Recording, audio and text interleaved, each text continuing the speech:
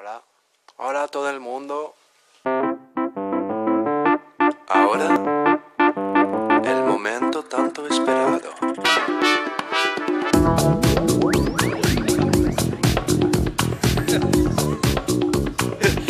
Je ne doute absolument pas du résultat ici.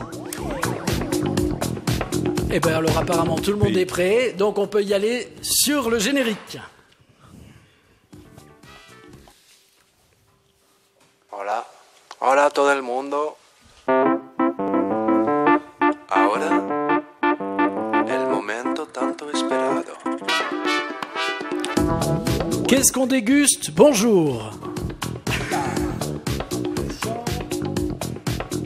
Oui, bravo. Francis Jansou à la manœuvre, directeur de la cave des vignerons du Quercy, qui nous accueille aujourd'hui pour ce 4e Qu'est-ce qu'on déguste, labellisé vignoble et découverte.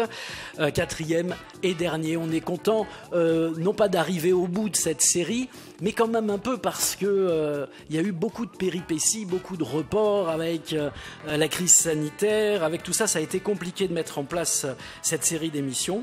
Et je suis content d'arriver ici avec toute l'équipe de Qu'est-ce qu'on déguste à la cave des vignerons du Quercy. Francis Jansou, bonjour. Bonjour Monsieur Rémy, heureux de vous accueillir tous ici. Merci beaucoup. Il y a à ma droite Florian Bessette du restaurant Le Délice des Papilles, restaurant gîte à Bruniquel, même si c'est juste à côté de Montricou, mais c'est sur la commune de Bruniquel. Tout à fait. Merci d'être là, ça fait longtemps qu'on se connaît. On s'est rencontrés à Caussade où au départ le Délice des Papilles était un tout petit restaurant pas très loin de CFM Radio quand nous avions des studios à Caussade. Et je vois que tu te portes bien. Tout à fait. J'ai fait comme le restaurant. J'ai grandi. Tu as grandi et forci un peu. Merci d'être là dans cette émission parce que tu vas nous régaler tout à l'heure. J'ai vu des magrets qui ont été caramélisés, ça va être quelque chose. Margot Nicole est là également. Elle est responsable et animatrice de la Maison des Mémoires de Cette-Fond. On l'entend régulièrement sur CFM Caylus. Elle est souvent au micro de Lisa Echen. Bonjour. Bonjour. Merci d'être là. Je ne savais pas que la Maison des Mémoires de Cette-Fond était membre du label Vignoble et Découverte, de la charte Vignoble et Découverte. Vous nous raconterez pourquoi tout à l'heure. Tout à fait. Merci de nous donner des nouvelles de cette Maison des Mémoires. La Mounière qui a repris courant mai ses activités et donc qui va... vous allez nous donner le programme tout à l'heure. Avec un beau programme cet été. Oui. Alors, je suis venu avec Philippe Audard. Salut Philippe. Salut à tous. Comment ça va? Ça va très bien, ravi d'être ici. Pendant les vacances, tu avais pour mission d'aller enquêter sur le Délice des Papilles. Oui, alors une enquête approfondie, vous allez voir.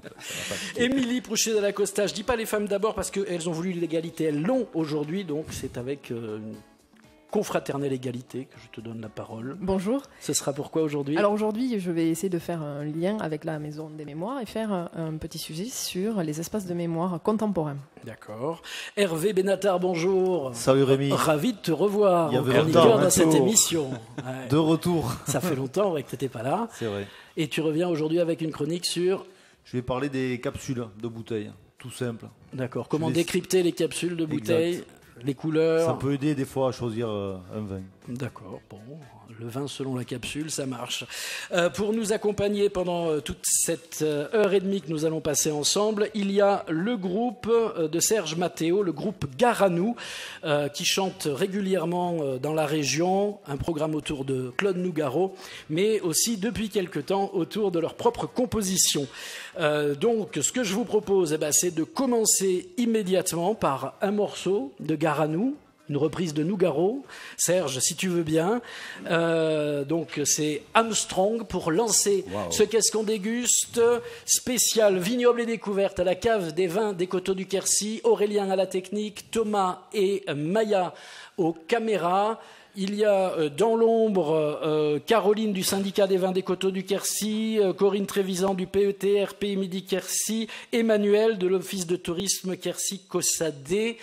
J'oublie peut-être du monde, mais j'arriverai au générique de fin à savoir tous les participants de cette émission. C'est Qu'est-ce qu'on déguste et ça commence comme ça.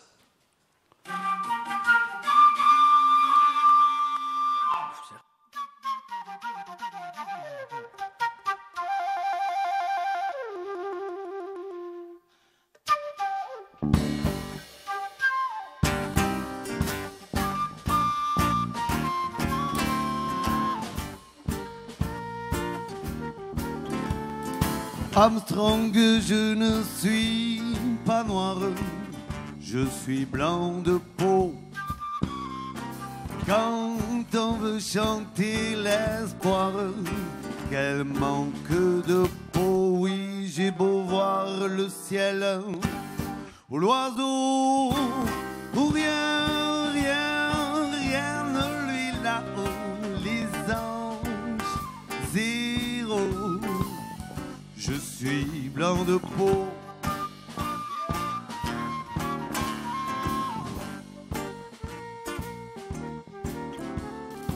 Armstrong, tu te fends la poire, on voit toutes tes dents. Et moi je bois plutôt du noir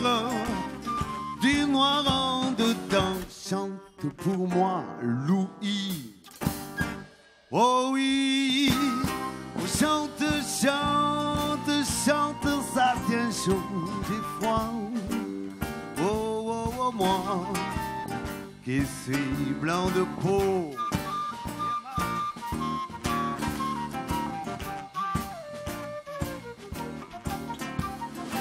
Armstrong, la vie, quelle histoire, c'est pas très marrant qu'on l'écrive blanc sur noir, ou bien noir sur blanc. On voit surtout du rouge. Oh, du rouge, oh, sans prévenir pour qu'on soit, ma foi, noir ou blanc de peau.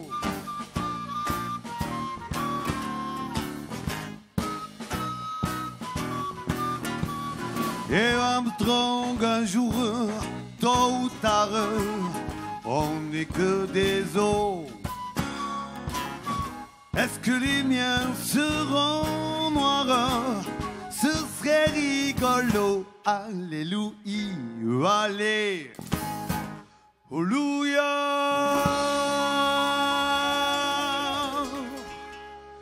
Au-delà de nos oripeaux, noir et blanc, sans ressemblant, comme deux gouttes d'eau. Oh, yeah,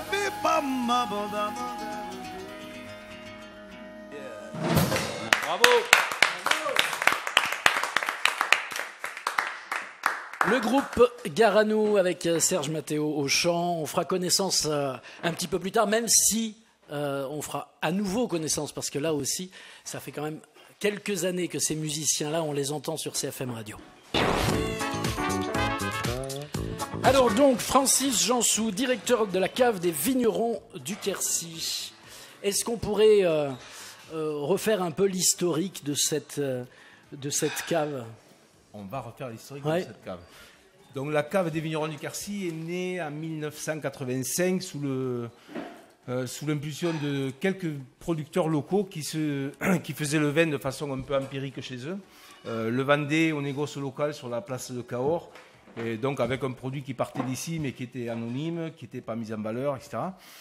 Et donc début des années 80, ce sont des gens qui se sont posé la question, ils se sont dit qu'est-ce qu'on fait ? Est-ce qu'on continue à vinifier comme ça et à laisser partir notre produit sans le mettre en valeur, ou alors et donc du coup on arrache nos vignes, on perd aussi cette culture qui est un moyen de diversification des cultures sur nos exploitations. Ou bien alors, écoutez, on fait quelque chose ensemble, on met de l'argent sur la table, on se construit une petite structure, on achète des cuves, on embauche du personnel, et par contre on essaie de valoriser notre produit. Donc ils ont fait le choix de la diversification, de construire cette petite structure, donc cave coopérative. Aujourd'hui, c'est 26 producteurs, 120 hectares de vignes, donc c'est l'équivalent d'un gros domaine indépendant. Et voilà comment l'aventure de la cave est née en 85. Est-ce qu'en 85, il y avait une aventure des caves comme ça qui naissait ailleurs? Est-ce que c'est Non, propre au vin des Coteaux du Quercy ou... Non, c'est un peu propre au vin des Coteaux du Quercy. La génération des caves coopératives, c'est plutôt les années 30, 40 ou 50. Quoi. Et là, ça faisait pas mal d'années qu'aucune cave n'avait été créée. Oui, parce que donc on est ici encore en Tarn-et-Garonne, même si le vignoble est à cheval entre le Lot et le Tarn-et-Garonne. Et dans le Tarn-et-Garonne, vous faisiez une fête, je crois, ce week-end, quelque part sur les vins du Tarn-et-Garonne. Il y a, je crois, 4 AOP, 2 IGP. C'est ça. C'est ça. Ouais. Quelle culture. Non mais Monsieur Rémy, quelle culture. C'était difficile d'échapper à toutes les photographies de cette belle journée ou beau week-end que vous avez passé à Montèche, si j'ai bien compris. Hein. C'est ça. Je regarde Caroline au bout là-bas. Salut. Donc à ce moment-là existent les vins de la Ville-Dieu déjà, les vins du Brûlois ou ça existe en même temps. Ça se monte en même temps ou ça existait déjà? Non, ça existait déjà, oui. La Ville-Dieu, Brûlois, Fronton, Coteaux et Terrasses de Montauban, je crois même. Ah ouais, même Coteaux et Terrasses de Montauban, d'accord. Et donc, à l'époque, c'était IGP Coteaux du Quercy, c'est-à-dire la dénomination Coteaux du Quercy est née en 1976, sous l'impulsion de quelques vignerons locaux qui ont déterminé une zone de production et cette petite appellation qui était en train de naître. D'accord.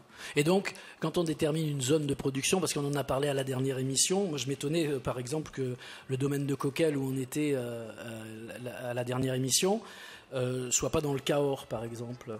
Est-ce qu'on peut empiéter? Comment ça se définit comme ça une zone? Tu me poses des questions pièges. Non, je sais pas. Non, ça c'est pour me détendre un peu. Non, en fait, la zone de Cahors a été déterminée bien avant notre zone. On ne pouvait pas y aller, quoi. Et en fait, c'est le Cahors qui a limité sa zone de production jusqu'ici, jusqu'à Castelnau-Montratier. Ça n'allait pas au-delà. Et du coup, si tu veux, les communes de Castelnau, la Bastide de Marnac, en remontant en allant vers l'ouest, après vers Vazerac, tout ça, on retrouve un sous-sol qui est un peu identique, c'est-à-dire tout le nord-est du département du Tarn-et-Garonne et sud du Lot. Il y a une certaine homogénéité en termes de terroir qui a permis de délimiter l'aire de production de l'appellation Coteaux du Quercy. Voilà. D'accord. Qui est pas très différente du Cahors, si qui est pas très oui, on fait partie du même bassin de production, donc c'est pas très différent du. Et dans les cépages justement, si tu peux nous indiquer un peu la différence distinction, vient des cépages. Oui. Merci Philippe. C'est vrai que l'appellation Coteaux du Quercy c'est basé donc sur le cépage Cabernet Franc qui est un cépage ancestral de chez nous qu'on appelait l'œil de perdrix au début du siècle. Et donc, on a réellement une histoire sur ce cépage-là. Donc, à l'époque où il a fallu définir l'encépagement de l'appellation Coteaux du Quercy, on s'est tout naturellement appuyé sur le Cabernet Franc. Après, on est dans le sud-ouest. Il y a d'autres cépages dans l'appellation. Ah, un petit problème technique là-bas. On a le cuistot, on a Florian qui est coincé à la porte peut pas se rouvrir. Caroline. Ah non, c'est Caroline, c'est le seul qui soit important dans cette émission. Du coup, je reprends, je vais l'ouvrir. Non. Ah, bravo, voilà. Et oui, parce qu'on est sauvé, il va nous amener le foie gras. C'est ça. Voilà. Ça. Non, mais reprends sur les cépages parce qu'on on était au Cabernet là. On va reprendre sur les cépages. Ouais, c'est ça qui. Pour en revenir aux cépages, donc on s'est tout naturellement appuyé sur le Cabernet Franc, anciennement œil de perdrix. Et ensuite, on est dans le sud-ouest, on utilise plusieurs cépages dans toutes les appellations. Et chez nous, il existait le Malbec, qui est le cépage principal du Cahors. Il existait le Tanat, qu'on retrouve à Madiran aussi, mais qui était chez nous. Le Merlot, le Gamay. Alors le Gamay, très peu, et aujourd'hui on l'abandonne complètement. Donc on s'est appuyé sur ces 4 cépages pour définir l'appellation Coteaux du Quercy. Donc aujourd'hui, on a obligation de travailler avec 40% minimum de Cabernet Franc, 60% maximum de Cabernet Franc aussi, parce que c'est la colonne vertébrale de notre appellation, mais c'est absolument l'appellation Coteaux du Quercy est un vin d'assemblage. Et donc après, on a le choix entre le Malbec, le Tanat et le Merlot. Voilà. Comme cépage complémentaire. Et chacun est limité à 25%. Alors c'est un peu compliqué. Pas de blanc hein, dans l'appellation. Pas de blanc dans l'appellation Coteau du Quercy. C'est bien, tu as bien écouté la dernière émission.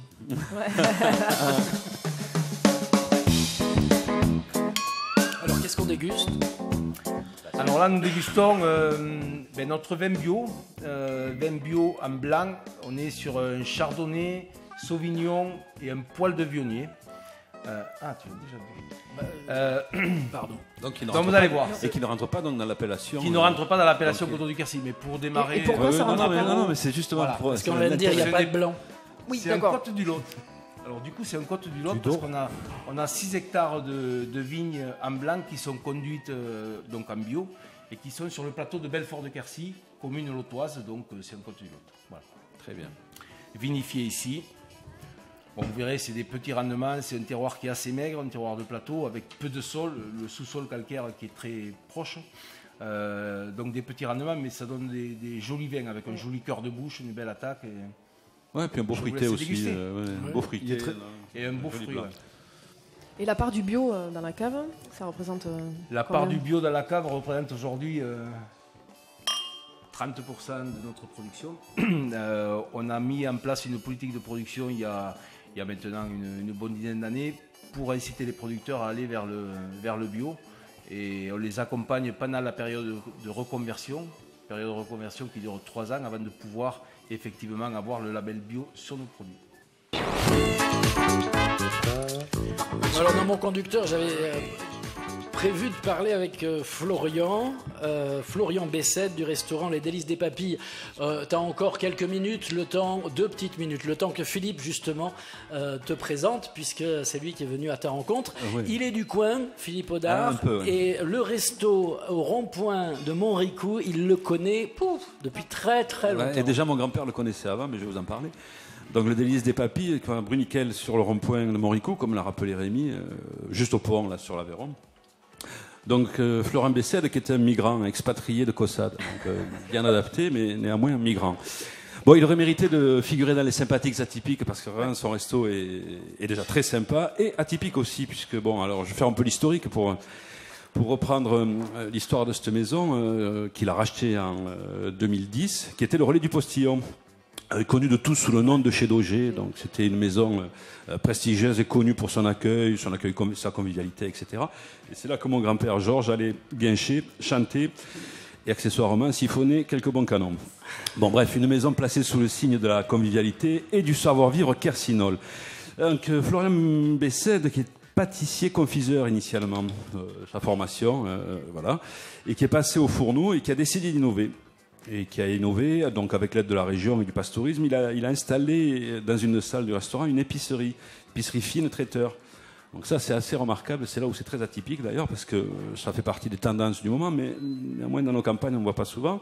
Donc il a équipé cette salle de vitrine et il présente une gamme de plats cuisinés frais, donc évidemment qui sortent de sa cuisine, une cave à vin avec une remarquable sélection dans laquelle on retrouve les vins des Coteaux du Quercy, bien évidemment. On va froisser personne, mais bon, ça le mérite d'être des vins qui méritent d'être là. On retrouve du pain et toute une gamme de produits locaux et de terroirs. Donc le resto, quant à lui, est récompensé par le guide Michelin d'une assiette gourmande, si je ne me trompe pas, Florian, hein, c'est ça. Voilà. Donc c'est quand même une distinction qui est quand même assez remarquable et ça ouvre la porte peut-être vers des distinctions plus prestigieuse encore. Donc une table reconnue, et ce n'est pas qu'une distinction, car sa carte est très orientée sur les produits du terroir. Et pour vous mettre l'eau à la bouche, voilà, il est midi, mais... donc je vais vous citer quelques exemples. Là. Les entrées, entre autres, on trouve une terrine de foie gras, et je laisserai nous expliquer comment il l'accompagne. Une charlotte de rocamadour, donc vous voyez des produits d'ici. Ensuite, en plat, on trouve là en ce moment, parce que c'est une carte de saison évidemment, un balotin de caille farci, un filet mignon de veau, et dans les desserts, bon, alors là je vous laisse la surprise parce que c'est un festival de desserts pour ce pâtissier qui est devenu chef cuisinier. Donc voilà, Florian, un garçon audacieux qui, en plus de vous accueillir à sa table dans son épicerie, vous proposera de l'hébergement. Il a 6 chambres classées 3 étoiles. Donc voilà, un bon tuyau pour ceux qui auront largement profité de la remarquable sélection des vins et de cette non moins remarquable adresse en Quercy. Merci Florian, merci pour être là. Et une chose que tu n'as pas dit, c'est qu'au niveau du relais du postillon, à l'époque, il y a eu Romy Schneider et Philippe Noiret qui étaient venus. Oui. Et moi, j'y suis allé une fois où il y avait plein de photos du film, d'ailleurs, du vieux fusil dans le restaurant. Alors, c'est vrai que la vallée est visitée pour ce film, que je déteste d'ailleurs. Brûler Romy Schneider, fallait le faire quand même. C'était quand même... Voilà. Revenons Ceci à nos dit, moutons. voilà. Florian, tu as un micro Florian. devant toi parce que en fait, je pensais que t'arriverais, que tu serais rapide. Soit tu viens t'asseoir, soit tu as un micro. Je pense que tu as un micro à chef, comme ça tu peux continuer de... J'ai un micro, oui. Ouais, voilà. Ça va? Ça va. Bon, où t'en es? Dis-moi là. Je suis prêt à vous faire déguster une terrine de foie gras mi-cuit avec un petit pain de campagne du boulanger de Moricou aux céréales et une fine marmelade d'abricot de Monsieur Lonjou de Montalza. Voilà pour cette première petite dégustation. Ouais. Rappelle-moi, ton premier petit restaurant était situé à Caussade, Ouais, boulevard Didier, pareil, Avenue Général Leclerc. avenue du Général Leclerc. Et était à 40 mètres des studios de CFM Radio Tout à à fait, l'époque. ouais. On allait manger là le midi. Qui était rue de Lavoisier. Ouais, c'est je ça, me rue trompe pas. Lavoisier. Ouais. Et c'est vrai que j'ai commencé en 2006 dans ce petit restaurant et il est arrivé 3-4 ans après, manqué de place et le restaurant a fait comme le cuisinier, il a grossi, il a grandi. Tu l'as fait remarquer tout à l'heure. Mais j'avais- Avec beaucoup d'élégance. j'ai dit forci. Ce n'est pas une mauvaise image de moi, hein, c'est pas loin de là. Mais c'est Loin de- plutôt réconfortant, hein, finalement. Ouais, loin de là. Parce que moi, Rassurant pour un nous, en cuisinier effet. maigre, ça me donne pas confiance. Hein. Ouais. c'est ça. Non, après, j'ai toujours profité de revenir sur mes produits de région. Puis j'avais à cœur de rester dans la région. C'est vrai qu'au départ, j'aurais voulu grandir sur Caussade. Ça s'est pas fait. Quand j'ai découvert, je ne sais pas si on peut dire Moricou ou Bruniquel, parce qu'il y a toujours une bataille, ça, depuis très longtemps. Donc je vais pas me battre. Puy-Gaillard, Bruniquel, Moricou. Ouais, mais on pourrait même Voilà, rajouter, ouais. on pourrait rajouter Veissac et Nègrepelisse, parce qu'au Carrefour, il y a les 5 communes. Bah alors, Donc, justement, il faut expliquer Mais pourquoi. c'était quand même une gageure de prendre un resto. Un sacré pari, oui. Ouais, parce que Et je dis encore aujourd'hui, il heureusement que est j'ai- hyper connu ce resto. Et, Tout à fait. Ben, en fait, c'est ce qui m'a poussé à aller au bout avec le relais du postillon. C'est parce que les gens m'ont dit ah oui, le relais du postillon. Voilà. Sinon jamais j'aurais atterri si loin, parce que c'était quand même un sacré pari. Il m'a fallu 10 ans pour l'amener là où il en est aujourd'hui. Et c'est beaucoup de travaux, beaucoup d'investissements, beaucoup de sacrifices aussi dans la vie familiale. Même si aujourd'hui je vis heureux avec 2 enfants et une merveilleuse femme. Mais c'est vrai qu'aujourd'hui, c'est beaucoup de temps dans la cuisine. Bon, eh ben écoute, si tu as besoin d'aide, il doit y avoir des petites mains pour Voilà. nous emmener le foie gras là. C'est parti. N'hésite Donc à la dégustation. Bon appétit. Merci. Qu'est-ce qu'on déguste si vous prenez le train en marche, c'est une émission spéciale Vignoble et Découverte. On est chez Francis Jansou à la cave des vignerons du Quercy. Enfin, quand je dis chez Francis Jansou, tu vis pas ici quand même. C'est pas du tout. Non, mais il faut quand même Quoique j'y reconnaître. passe beaucoup de temps. Voilà, il passe beaucoup de temps et il porte cette cave comme sur les épaules depuis quelques années. Depuis combien de temps, Oh là. maintenant, Francis Pour te Depuis concernant 25 ans, je pense. 35 ans. Ah, 35 Ah oui, quand même. 35 ans. Depuis 35 ans, oui, monsieur. Rémy. Ah bah tu les fais pas. Margot, Merci. Margot Nicole, elle est là depuis beaucoup moins longtemps, mais elle est responsable et animatrice de la Maison des Mémoires de Sept-Fonds, la Mounière. Comment ça se fait, et on présentera plus longuement dans la prochaine demi-heure la Maison des Mémoires, mais comment ça se fait que la Mounière, cet endroit qui est pour la mémoire des réfugiés espagnols qui sont passés dans le coin, est à Vignoble et Découverte et signataire de la charte Vignoble et Découverte. Oui, en fait, le label Vignoble et Découverte, c'est un label de no-tourisme. Donc l'idée, c'est effectivement de se dire que ce label puisse valoriser une destination où on sait qu'on va déguster de bons vins, où on sait qu'on va avoir de la gastronomie. Il y a également des hébergeurs qui font partie de ce label. Et c'est l'idée de pouvoir aussi découvrir un territoire. Et avec ce territoire, donc certes, on a de très beaux paysages, et c'est aussi l'histoire du territoire sur lequel on va venir séjourner ou qu'on va venir découvrir. Donc ça avait du sens que les lieux de visite qui transmettent et qui valorisent ces histoires et ces mémoires fassent partie du label. D'accord, ben vous nous présenterez tout à l'heure la Mounière. Merci Margot Nicole, merci tout le monde. D'ailleurs, merci Aurélien à la technique d'envoyer la suite. On va pouvoir passer à la première dégustation, ce fameux foie gras de Florian Bessède. C'est qu'est-ce qu'on déguste? Et on revient dans un instant. C'est là la première demi-heure.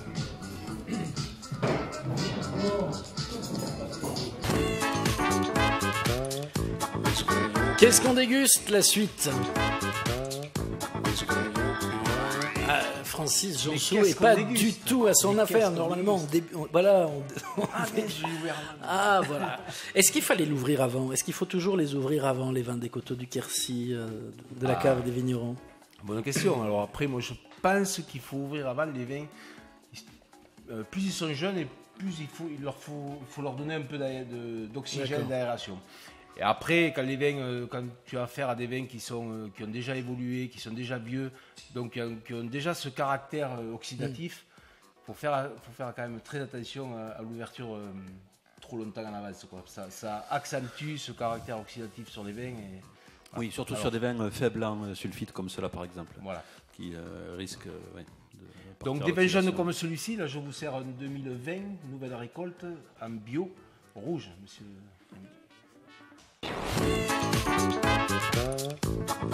Qu'est-ce qu'on déguste donc? Vignoble et découverte à la cave des vignerons du Quercy, avec donc Francis Janssot qui nous accueille à ma gauche, Florian Bessède du restaurant Les Délices des Papilles, donc à Bruniquel, mais juste en face de Montricou, qui nous régale là. Il va nous expliquer son foie gras avec trois petites choses là qui sont sur les côtés. C'est juste d'abord délicieux pour les yeux et on va voir ensuite au goût. Et puis Margot Nicole, responsable et animatrice de la Maison des Mémoires de Sept-Fonds. Serge Mathéo du groupe Garanou va entonner maintenant pour nous, le temps qu'on commence notre dégustation, un morceau de leur composition, de la composition du groupe Garanou qui s'appelle « Il pleut à Bang Fang Fang Sang Fang ». C'est pas mal. Il pleut à Bang Sapang. Mais c'est bien essayé. C'est à vous, messieurs. Merci.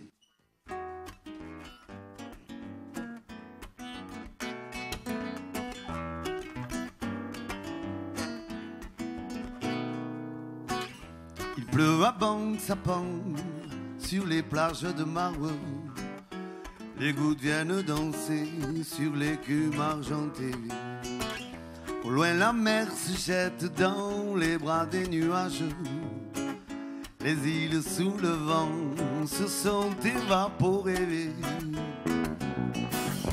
Il pleut à Bang Sapang sur les plages si blanches que la neige elle-même aurait pu s'y noyer.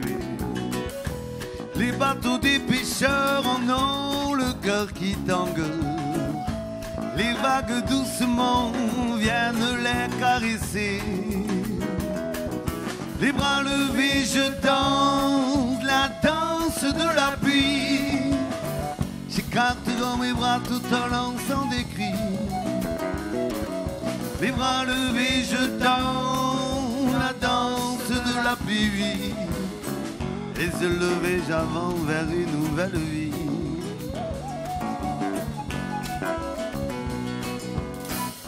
Et puis quand la pluie cesse dans le golfe de Thaïlande, que le soleil brûlant revient vous rappeler que l'heure est arrivée de quitter Bang Sapang, de faire vos bagages, il est temps de rentrer.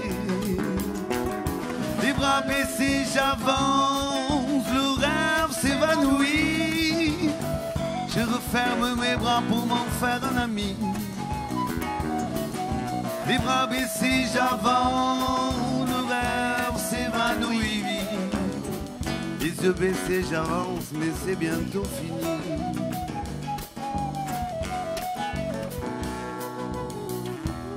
Dans l'avion qui m'arrache de ma plage exsangue, je ferme déjà les yeux pour ne pas oublier le sourire des tailles et la douceur des mangues. Pour vais-je revenir sur ce sable mouillé? Les bras baissés, j'avance, le rêve s'évanouit. Je referme mes bras pour m'en faire un ami. Les bras baissés, j'avance, le rêve s'évanouit. Les yeux baissés, j'avance, le voyage est fini. Les yeux baissés, j'avance, le voyage est fini. Les yeux baissés, j'avance, le voyage est fini. Les yeux baissés, j'avance, le voyage est fini. Le voyage est fini.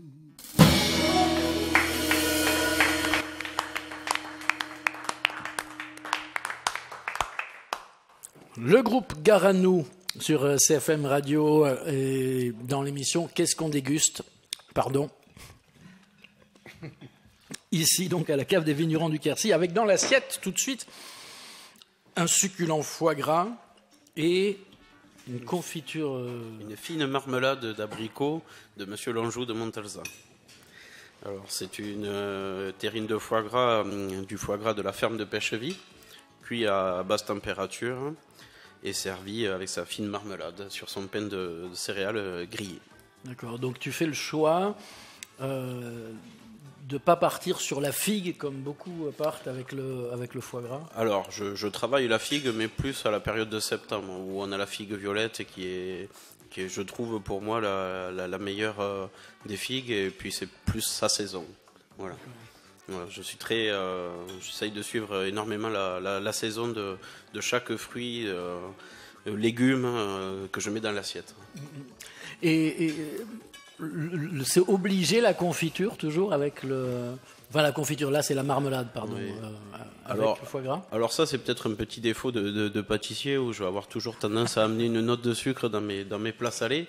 Après, c'est vrai qu'aujourd'hui, on a voulu accentuer sur la région, absolument. Et je voulais bien montrer aussi, par rapport à ce nouveau projet qui a été d'ouvrir cette pâtisserie avec la partie cave traiteur, où je voulais faire vraiment redécouvrir la pâtisserie qui était vraiment mon métier de départ. Donc c'est vrai qu'on va déguster tout au long de cette émission une série de plats plutôt sucrés-salés. Mais je tiens à dire quand même, dans mon établissement, on va trouver aussi tout aussi bien du poisson, des crustacés et des plats uniquement salés. Par contre, on est en circuit court, si j'ai bien compris. Ah oui, ça c'est une démarche que j'ai depuis le début. D'ailleurs, je suis dans la charte des vignobles et découvertes. J'ai toujours été dans cette démarche, même si malheureusement j'ai peut-être pas trop de temps à y consacrer, mais ma démarche primordiale a toujours été de travailler avec les producteurs, les éleveurs du terroir, quoi. Et le poisson, crustacé, Alors, je travaille avec la maison Méry qui est à Agen. Voilà, bon, je soutiens Agen par le cœur, même si ma tendance est plus pour le Stade Toulousain. Mais non. Après, j'ai toujours privilégié vraiment les produits de la région. Et alors, on est avec un rouge sur un foie gras, sur une idée donc de Francis Jonsou. Pourquoi un rouge sur le foie gras ? Tout simplement parce que j'aime bien ça, et donc je vous le propose. Y a pas de... C'est vrai que traditionnellement on a l'habitude de servir des blancs moelleux sur les foie gras. Moi je trouve que le blanc moelleux sur le foie gras, ça ajoute des choses un peu lourdes, des notes lourdes, quoi, et j'aime autant amener un peu de fraîcheur avec un vin rouge et un peu de tanin en bouche qui atténue le côté gras du foie. Ouais, la situation marche très très bien. Alors, je reviendrai juste sur le traditionnellement, parce que traditionnellement, c'est pas vrai du tout qu'on goûtait des vins. Dans nos campagnes, en tout cas, Philippe. Ouais, dans nos campagnes, non, on était sur les rouges, sur les foie gras. On était sur les rouges.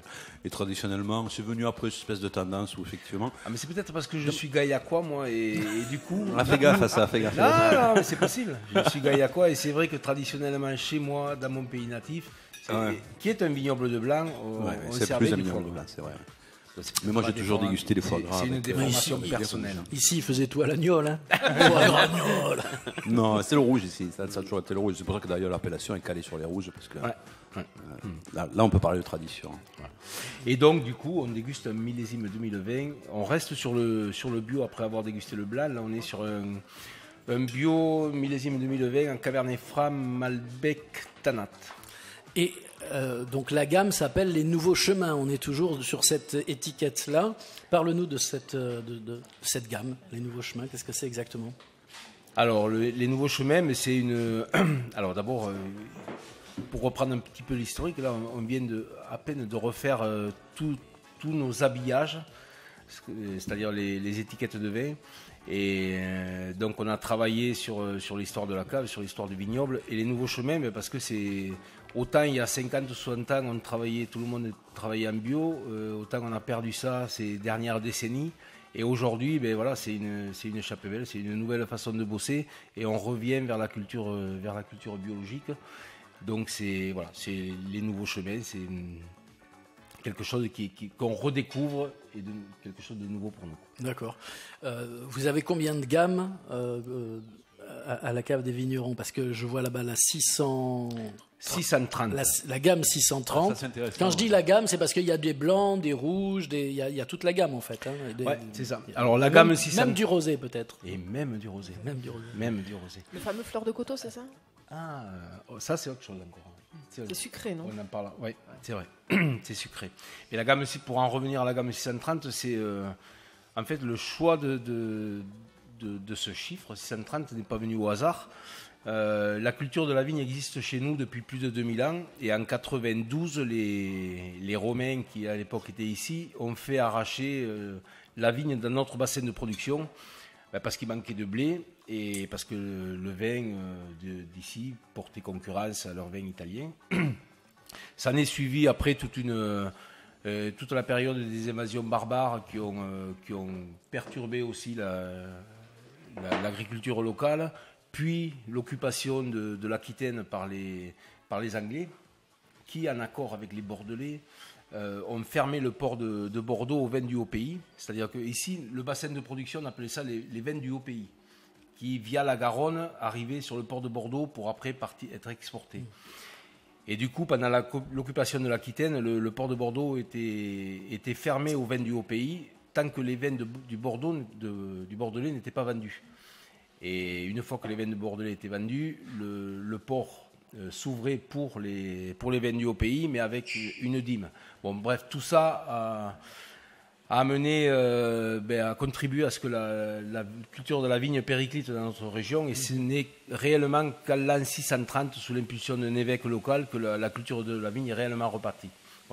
Voilà pourquoi nous avons choisi ce chiffre-là pour symboliser le cœur de notre gamme, quoi. Le renouveau, quoi. Le renouveau. Non, c'est bien. Eh ben, de l'histoire. Tiens, on va rester un peu sur l'histoire, justement, avec... Oui, avant, Ouais. toi tu veux parler après la conversation que nous allons avoir maintenant avec Margot Nicole, donc de la maison des mémoires de Sept-Fonds. Donc la Mounière, Oui. cette maison des mémoires qui est née il y a quoi 4 ans. Ah oui, j'allais dire 5 ans. Qui a fêté ses 4 ans en mai. Et effectivement, et ça illustre bien sur le label Vignoble et Découverte. On sent que quand Francis parle des vins, il parle aussi d'histoire et de voir que c'est aussi tout est lié finalement quand on vient découvrir un territoire. Et à la Maison des Mémoires, ce qu'on propose, c'est de partager les mémoires locales, mais qui souvent sont en lien aussi avec des mémoires familiales ou avec la grande histoire. Et de pouvoir à la fois les partager, les interroger. Donc on est vraiment sur des visites qui sont très interactives.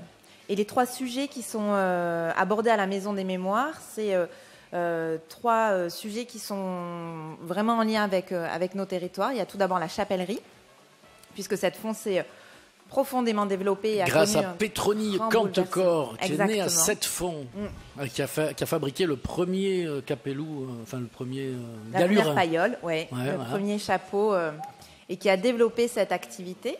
Et il y a eu à Sept-Fonds plus de 26 ateliers de fabrication de chapeaux de paille et plus de 2000 ouvriers. Donc c'est vraiment un lien très fort et dans les mémoires, ça se ressent aussi beaucoup.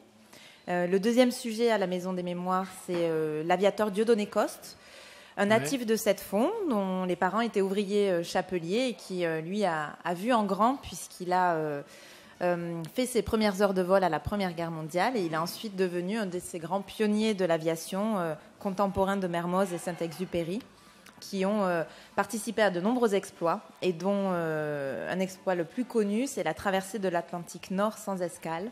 Donc partir de Paris et arriver à New York plus de 37 heures après et d'être les premiers à l'avoir réalisé. Et la troisième mémoire, elle est en lien avec le camp d'internement qui est à Sept-Fonds, le camp de Jude, du nom du lieu-dit sur lequel il s'est implanté, donc en 1939, au moment de l'arrivée des réfugiés espagnols à Sept-Fonds. Ce camp va perdurer toute la Seconde Guerre mondiale, donc au fur et à mesure des événements géopolitiques internationaux. Différentes populations vont être internées, enfermées à Sept-Fonds, considérées comme étrangers indésirables. Ouais. J'allais vous demander comment on fait pour que un sujet aussi grave et difficile que celui-là fasse partie finalement d'un parcours touristique familial. Mais justement, en fait, il y a eu tout un travail qui a été fait aussi sur le lien entre ces trois mémoires qui peuvent paraître complètement juxtaposées, la fabrication d'un chapeau, un aviateur et un camp d'internement. Et en fait, il y a tout un travail qui a montré aussi que le chapeau s'est développé parce que dès 1900, on est allé chercher la paille de riz en Chine et qu'on a vendu le chapeau et notamment le casque colonial sur différents continents et qu'on s'est beaucoup déplacé. Par l'aviation et les développements de l'aviation, on est aussi autour du thème du déplacement et de voir comment notre rapport au monde change quand on se déplace plus vite et qu'on va plus loin. On retrouve aussi le thème du déplacement avec le camp d'internement, mais cette fois-ci dans des conditions d'exil forcé en temps de guerre. Et finalement, ces déplacements, cette question de comment on est amené à aller quelque part ou venir de quelque part et comment, dans ces déplacements, on est amené à rencontrer, à avoir parfois des sentiments de peur et de rejet ou d'autres fois, au contraire, de l'accueil et de l'hospitalité. Ça, finalement, ça nous touche tous et on le partage tous. Donc, on a toutes nos histoires aussi qui sont marquées par des déplacements. Donc vous êtes ouvert tous les jours et particulièrement pendant les vacances, même le dimanche ? On est ouvert. Alors on a des périodes d'ouverture. On est beaucoup ouvert pour les scolaires durant la période après la rentrée scolaire. Donc de septembre à mai, on ouvre sur réservation pour être justement disponible, même le dimanche, en fonction des demandes qui nous sont faites.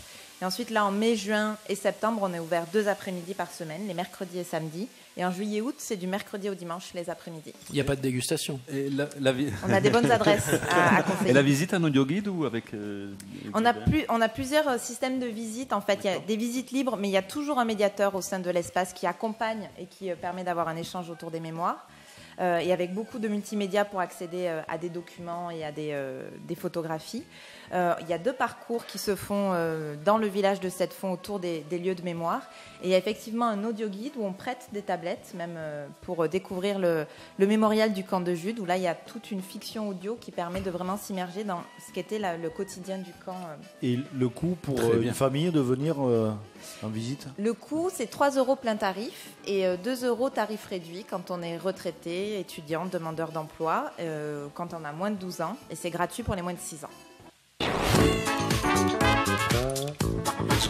Émilie, oui. C'est l'heure. Alors c'est l'heure. Hein. Donc j'avais demandé à Émilie, qui est un peu notre experte en art dans cette émission, de travailler justement sur cette idée des monuments, des mémorials finalement, des monuments pour se rappeler, parce que dans ton parcours, on peut le dire, il y a quand même quelques monuments aux morts que tu as réalisés, notamment un dans le coin. Oui, à Parisot. À Parisot, voilà. Donc tu t'es quand même pas mal intéressé dans ta vie d'artiste à cette idée de remettre au goût du jour, enfin. De réinventer le monument. Le monument. C'est la question des artistes contemporains ou comment réinventer un lieu de mémoire. Alors finalement, les lieux de mémoire comme les monuments morts, c'est vraiment une question très qui remonte très loin dans l'art parce que on a commencé à faire de la sculpture pour évoquer les morts, pour remettre des visages sur les morts, sur les stèles. Donc, au départ, la sculpture part de là, et ensuite, on a évolué, alors, notamment c'est très, très visible pour la guerre de 14-18, vers des monuments morts. Les communes se sont absolument saignées, ont abattu ont vendu des parcelles de terre pour payer les monuments morts. On le voit très bien dans le film. Au revoir les cons. Non, au revoir là-haut. Adieu les cons, c'est la suite. Et en fait, cette...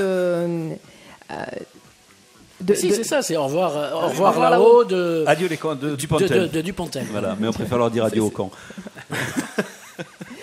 Non, à l'époque, on était plutôt dans une manière de culpabilité. Enfin, on montre la souffrance, les soldats morts, comme des piétas, finalement. Et là, maintenant, on réinvente un petit peu au XXIe siècle la manière de se remémorer l'histoire.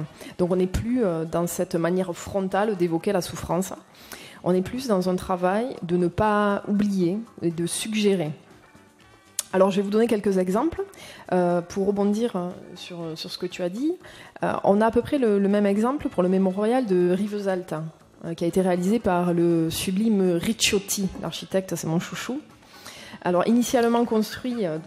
Alors, il faut dire ce que c'est. Hein.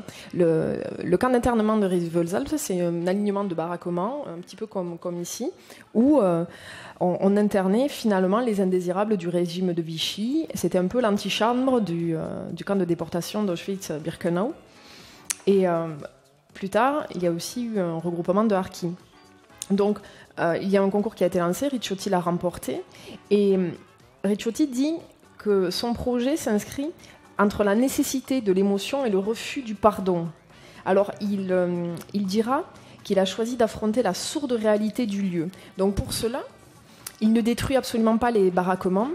Il inscrit son bâtiment dans la seule place ouverte du lieu, qui est la place d'Armes, et la place de l'ancien, finalement, rassemblement. Donc le bâtiment n'écrase pas du tout les vestiges du passé, hein, on voit encore les baraquements partout. L'entrée du lieu est à fleur du sol et il est en pente pour s'élever progressivement vers l'est sans dépasser le faîtage des baraquements. Et finalement, le musée se fond dans le paysage comme s'il était là, mais presque pour s'excuser. Donc ça, c'est une sorte de... C'est un musée qui évoque la mémoire, puisqu'à l'intérieur, il y a tout un récit, comme ce que tu peux faire à cette forme. Et le mémorial, aujourd'hui, a une connotation vraiment historique, mais dans les faits, on trouve la même chose à Berlin. Des stèles en surface, des stèles rectangulaires toutes semblables, mais en sous-sol, il y a de nombreuses documentations, de témoignages de gens déportés. Ensuite, de manière un petit peu plus contemporaine, là, il y a 2 ans, un monument aux morts pour la France en opération spéciale. Et là, ce monument aux morts représente 6 soldats anonymes, 5 hommes et une femme, qui portent un cercueil invisible. Est-ce que vous l'avez vu Donc là, c'est vraiment une réinvention du monument commémoratif. Et après, on a quelque chose de plus culturel, avec la statue commémorative de l'arrestation de Nelson Mandela en 1962. Là, c'est en Afrique du Sud, où on voit 50 tiges de métal qui symbolisent les prisons dans laquelle a séjourné Mandela. Mais lorsqu'on tourne autour de l'œuvre, il y a un point d'optique, un point de vue très précis qui représente le visage de Mandela. Donc, finalement, l'évolution de l'art ne tourne pas autour de quelque chose qui est dans la culpabilité, mais plus dans la représentation de l'émotion. Voilà. Donc c'est vraiment, on axe les artistes contemporains axe la mémoire vers alors, je ne sais pas si vous avez visité Rivesaltes, quand tu descends justement sous terre, il y a un passage qui est une scénographie qui est terrible, c'est-à-dire qu'il y a un espèce d'immense couloir très long comme ça et qu'on doit emprunter pour aller vers la mort, vers là où les réfugiés allaient. Enfin, c'est terrible ce truc. Moi, j'y suis pas allé. J'ai pas pris le couloir. Vous y êtes allé, vous, Oui. à Rivesaltes? Vous avez pris le couloir? Et j'ai pris le couloir, oui. Il y a beaucoup d'émotions dans ce couloir. Oui, et effectivement, là, c'est assez singulier. Hein. C'est vraiment une œuvre d'art mise à la disposition d'un lieu de visite ensuite où c'est pas simple aussi d'avoir un lieu de visite qui s'inscrit comme ça, mais il y a vraiment un geste architectural où tout est symbolique dans le bâtiment de Ricciotti. Bon, ici, vous, à la Mounière, la maison existait Nous, on est dans déjà. une ancienne fabrique de garniture de chapeaux, qui a été la maison de Monsieur Perrière, qui était très impliqué dans le Parti communiste et qui a été arrêté et déporté durant la Seconde Guerre mondiale. Donc on est sur un lieu qui est symbolique plus par son histoire que par son architecture. On entend sonner à chaque fois que quelqu'un rentre et sort de cette cave. Non, mais c'est bien, de temps en temps, on entend. Vous avez entendu aussi un peu de friture, là, on dit ça sur la bande FM, mais c'était pas la friture de la bande FM, c'était les magrets de Florian des Délices des Papilles qui est en train donc de préparer ces magrets qui vont arriver. Tout va bien, Francis, on est pas mal là à la cave. On est pas mal. On est pas mal. Des vignerons du Quercy. Ouais, moi, très très bien. Moi aussi, là, avec les nouveaux chemins. On est parti là. pour un petit moment. Ah ben là, maintenant, à partir de là, si tu veux, on va. D'autant que j'ai pas mal de choses à vous faire découvrir. Bon, alors on peut y aller. Ça y est, feu. La suite de Qu'est-ce qu'on déguste dans quelques minutes.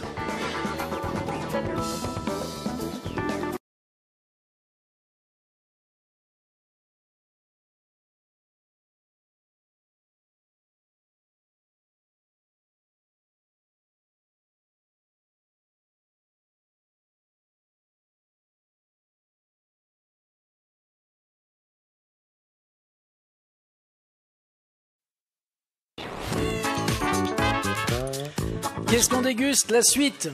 Ah, bravo. Yes. Francis Jansou à la manœuvre, directeur de la cave des vignerons du Quercy, 4555 route de Paris. On est à Montpezat-de-Quercy, on est sur la nationale, entre Caussade et Cahors, sur la droite, à l'ombre. Il se passe plein de choses ici, outre le fait que ce soit un peu le lieu où, évidemment, on vend les vins de la cave des vignerons du Quercy. C'est aussi un endroit où il y a des expositions de peinture, où il se fait des fêtes de temps en temps, des barbecues. J'ai entendu parler de concerts même à l'ombre de ces arbres. Il se passe toujours quelque chose à la cave des vignerons chez Francis Jansou. Florian Bessède est à ma droite, les Délices des Papilles. Là, on est au rond-point à Montricou dans le Tarn-et-Garonne. En fait, on est sur la commune de Bruniquel. Le restaurant Les Délices des Papilles, c'est le Burgarel, 442 route des Gorges de l'Aveyron. Rien que l'adresse, ça donne envie, quoi. Le Burgarel, je ne sais pas ce que c'est le Burgarel. Juste un petit air intro, c'est le Bugarel. Ah, pardon, le Bugarel. C'est ça. Regardez. C'est ça. Bon. Je ne saurais pas le traduire d'ailleurs. Et qu'est-ce que c'est, Bugarel? C'est le lieu-dit de cet emplacement qui regroupe la gare aussi, je pense, de l'époque, qui était une gare fruitière. Qui est une pizzeria aujourd'hui. Aujourd'hui, entre autres, une pizzeria, oui. Ouais. Tout à fait. Margot Nicole est toujours avec nous, responsable et animatrice de la Maison des Mémoires de Sept-Fonds, la Mounière. Et donc, Philippe Audard, Émilie Prouchet d'Alacosta, Hervé Benatar. Tout à l'heure, on va t'entendre sur le décryptage des capsules, des bouteilles de vin et autres alcools enivrants. C'est ça ? C'est ça.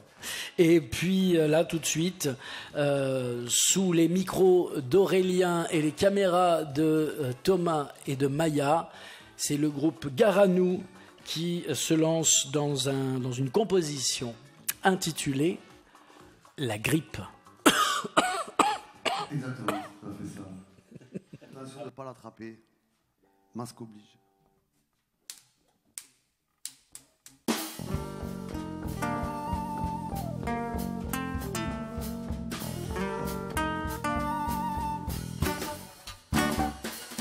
La grippe m'agrippe et grippe mes rouages. Elle me cloue au lit, m'enferme dans sa cage. C'est un jeu de poker qui hante mes nuits blanches. Je m'enfonce doucement au fond de l'avalanche, le front brûlant de fièvre et les quintes de tout qui ravagent mes bronches en dégonflant ma roue. Dans ma tête au carré résonne le triomphe de ce mal si banal qui m'aurait pris en grippe. Mais il faut que je lutte et que je lutte encore. Il faut que je repousse ce mal qui m'envahit. Mais il faut que je lutte à bas le matador. Demain je marcherai, je serai guéri. La grippe, ma grippe et grippe mon allant, elle trouve mon histoire et mon emploi du temps que je m'emploie à lutter, à combattre cette vieille ennemie qui ne cherche qu'à m'abattre. J'en oublie les sourires de mes propres enfants et détourne ma voix pour étouffer mon chant. Et elle défait mon armure à coups de courbature, et elle étourdit ce monde qui me tienne et m'agrippe. Il faut que je lutte et que je lutte encore. Il faut que je repousse le mal qui m'envahit. Mais il faut que je lutte à bas le matador. Demain je marcherai, je serai guéri. La grippe, ma grippe, grippe mes ennuis. Les céphalées bruyantes, fallait-il qu'elles finissent? Fallait-il qu'elles se taisent pour qu'enfin je guérisse? Un dernier pas de danse avec mon espagnol, une dernière passe pour l'envoyer valser vers un de mes congénères qui ne faisait que passer. Juste un tout petit mot pour vous encourager. La grippe et grippe son talent. Faut alors qu'il lutte et puis qu'il lutte encore. Puis il faut qu'il repousse le mal qui l'envahit. Il faut alors qu'il lutte à bas le matador. Demain il marchera, oui, il sera guéri. Il faut alors qu'il lutte et puis qu'il lutte encore. Puis il faut qu'il repousse le mal qui l'envahit. Il faut alors qu'il lutte à bas le matador. Demain il marchera et il sera guéri. Demain nous marcherons et nous serons guéris. Demain nous marcherons et nous serons guéris.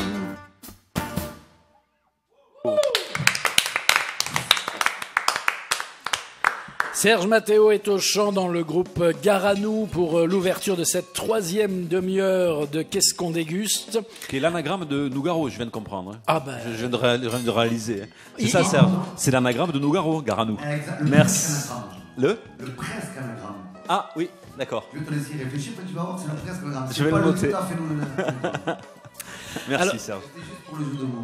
C'est vrai que alors ça fait longtemps qu'on connaît un peu tous ces musiciens là qui officient dans ce groupe.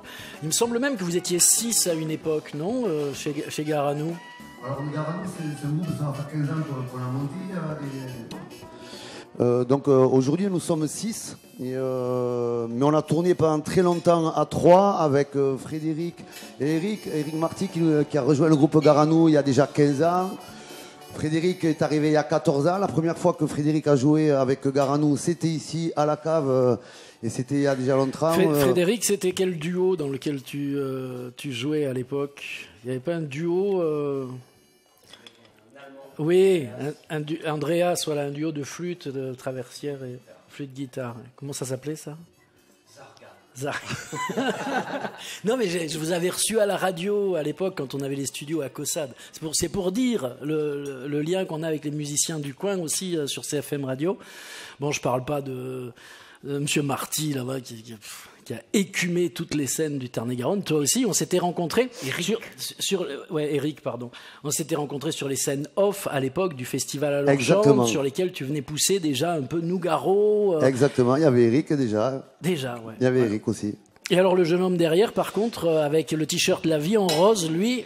Alors le jeune homme derrière, bon, enfin, il est super connu dans le Tarn-et-Garonne. En tout cas, la famille est super connue puisque c'est Pierre-Jean Fazan. Donc, non, encore un. Bravo. Famille Fazan, grande famille pourvoyeuse de musiciens. Exactement. À savoir que Pierre-Jean, il a rejoint le groupe Garanou il y a une dizaine d'années. Il est resté une paire d'années avec nous, puis il est parti sous d'autres cieux. Il est parti en Afrique, il a fait sa vie en Afrique, il s'est marié avec une belle africaine, avec Ange. Et puis l'année dernière, il y a 2 ans, On était à Sapiac, on regardait un match, je l'ai croisé dans les coursives de Sapiac, il me dit mais Serge, qu'est-ce que tu fais, Garanou, qu'est-ce que vous faites? Je lui dis on cherche un bassiste, il m'a dit tu l'as trouvé, donc il est avec nous. Voilà. Bravo. C'est une belle histoire. Donc, et puis à la batterie, c'est Marc Miou qui nous a rejoint aussi l'année dernière. Marc Miou qui joue aussi, et souvent d'ailleurs avec Sylvie Noge. Ouais. Voilà. D'accord. Et, mais du coup, il nous a rejoint, et il nous a surtout rejoint pour l'aventure nougaresque, et puis il est aussi rentré dans l'histoire des compositions, et puis on le remercie. Voilà. Voilà, alors effectivement, au départ, ça se monte autour du répertoire de Claude Nougaro. Et depuis combien de temps, là, vous vous êtes mis à composer, à écrire? C'est toi qui composes Alors, c'est moi qui écris les paroles, ouais. et c'est Eric qui compose. D'accord. Voilà. Je lui envoie les textes, et puis il se débrouille de ça. Je comprends pourquoi ça swing. Alors, magnifiquement, voilà, hein, c'est ça, exactement. Ouais, c'est pour ça qu'il le fait magnifiquement bien. Voilà, et bon, alors... on a décidé là pendant le confinement, voyant qu'il y avait très peu de choses à faire, à se lancer sur la partie composition. Il y avait quelques morceaux qu'on avait dans les tiroirs. La grippe, on l'avait écrit il y a quelques années déjà, mais on l'avait dans le tiroir, on ne savait pas trop quoi en faire, voilà. Et puis là, on s'est lancé sur un registre d'une dizaine de compos et qu'on est en train de monter. Voilà, alors on en a entendu deux. Donc je redirai pas la première tout à l'heure. Il pleut avant que ça pende, voilà. C'est ça. Et puis la grippe. Et tu échappes à l'écueil de ressembler à ton maître. Parce que depuis le temps que je te vois chanter Nougaro, je me dis, quand il va composer ce gars-là, il pourra pas, comme les mecs qui adorent Brel, ils peuvent pas se détacher de Brel, comme les mecs qui adorent Nougaro peuvent pas se détacher de Nougaro. Et en fait, tu t'en détaches très bien. Et on sent pas dans tes compositions... évidemment, on sent le côté nougaresque du truc, mais tu t'en es complètement détaché, quoi. Je trouve que c'est bien. Ouais, alors après, quand on a commencé à monter Garanou, et puis moi, quand j'ai voulu chanter du Nougaro, ce dont je me suis écarté de suite, c'est de l'imitation. Ouais. Imiter Nougaro, non pas que ce soit facile, mais on peut... déjà, on a le même accent. Voilà, entre l'accent, ses postures, bon, si on veut aller le chercher du Nougaro, on peut le trouver facilement, et vraiment, je me suis détaché de ça parce que c'est pas ce qui m'intéressait. Après, on a fait beaucoup de travail avec Frédéric à l'atelier jazz, avec Eric, qui m'ont vraiment aidé aussi à grandir musicalement, parce que j'en avais besoin, je partais de très très loin. Et mais tu partais juste d'une passion. Exactement. Non, mais c'est ça qui est magnifique. Enfin, pour te connaître depuis longtemps et avoir vu ton parcours, t'es parti d'une passion. Simplement, t'as découvert dans les karaokés, dans tout ça, que t'aimais bien le chanter en public, que t'avais quand même du coffre, une voix, etc. Et puis petit à petit, d'année en année, t'as travaillé ça.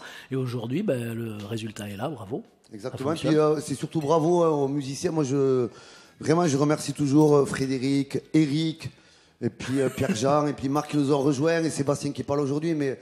Voilà, tu le sais, Rémi, sans les musiciens, finalement, je ne serais pas grand-chose. Un peu comme le rugby, c'est qu'un travail travail que le d'équipe. rugby, voilà. Ouais. Alors bon, avant de passer par Garanou, je suis passé par une carrière rugbyistique.